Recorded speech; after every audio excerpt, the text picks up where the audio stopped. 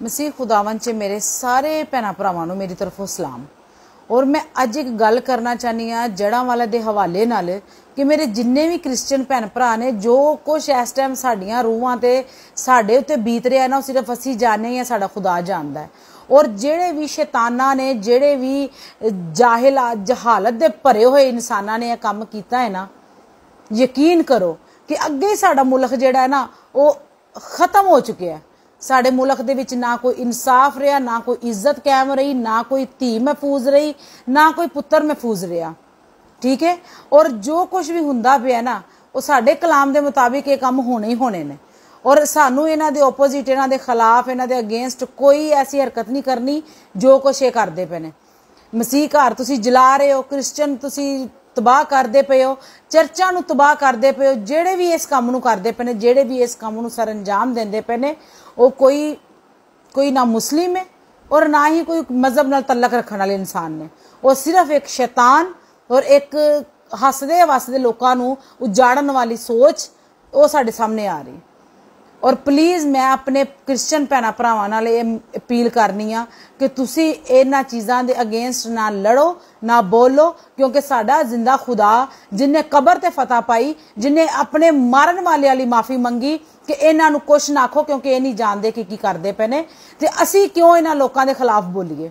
असीं नहीं कुछ भी कहना, क्योंकि जेड़ा इंसाफ साडे रब ने करना है ना, जेड़ा जवाब उन्हें देना है ना इहो जी सोच नूं ते इहो जे लोकां नूं, वो जवाब ना असीं दे सकने आ और ना साडी सोच च हैगा। क्योंकि जो उहदी लाठी वजनी है ना ते ऐसी ऐसी जगह तो आवाज़ां निकलनियां ने कि जिथे इंसान सोच भी नहीं सकता। तुसीं पागल हो, तुहाडे ज़हन कम नहीं करदे कि एक इंसान जेड़ा गलत काम करन दिया और अपना उत्थे नंबर भी लिख के दे जाएगा, अपना नाम भी लिख के दे जाएगा, अपना एड्रैस भी लिख के दे जाएगा कि आओ तो मैनू मारो। पागल हो।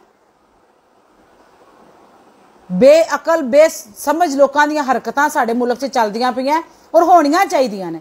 जिंज दे साडे मुल्क दे विच हुक्मरान, उंज दे साडी अवाम।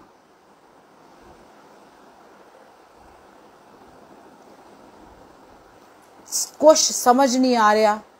साडे अंदर तकलीफां, साडे अंदर दर्दां ने जेड़े साडे चर्चिज़ नूं लैके जां चर्चिज़ दे उत्ते जेड़ी चढ़ के बेरहुमती कीती जा रही है, कि मारिया जा रहा है, तोड़िया जा रहा है और उस चीज़ नूं जलाया जा रहा है।